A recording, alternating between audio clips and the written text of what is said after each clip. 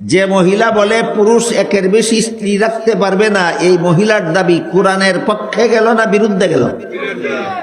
এই মহিলা কাফের, এই মহিলার সমস্ত সমর্থকরা কাফের।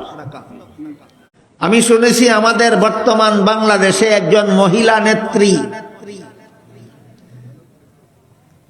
পুরুষকে একের বেশি স্ত্রী গ্রহণ করতে পারবে না এই দাবি করেছে।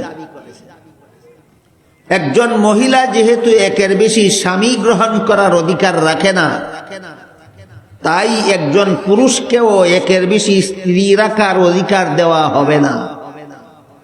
এই দাবি কোরআনের প্রকাশ্য বিরোধিতা। কোরআনে আল্লাহ বলেন, ফানকিহু মা তাবা লাকুম মিনান নিসাই মাসনা ওয়া সুলাসা ওয়া রুবা। তোমরা প্রয়োজনে এবং শর্ত সাপেক্ষে 2 বিবি রাখতে পারো, 3 বিবি রাখতে পারো, 4 বিবি রাখতে পারো।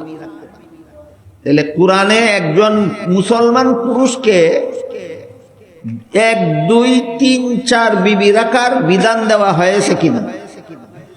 যে মহিলা বলে পুরুষ একের বেশি স্ত্রী রাখতে পারবে না, এই মহিলার দাবি কোরআনের পক্ষে গেল না বিরুদ্ধে গেল?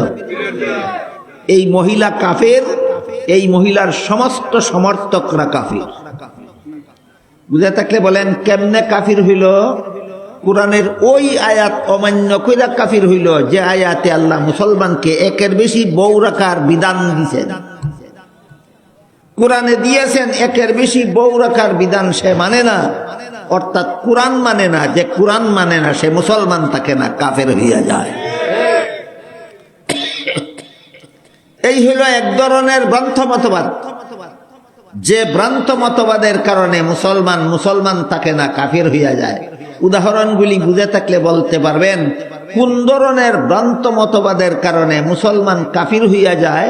যে ভ্রান্ত মতবাদের কারণে কোরআনের কোনো কথা অমান্য হয়, যে ভ্রান্ত মতবাদের কারণে কোরআনের কোনো কথা অমান্য হয়, এমন ভ্রান্ত মতবাদ পোষণকারী মুসলমান থাকে না, কাফের হইয়া যায়।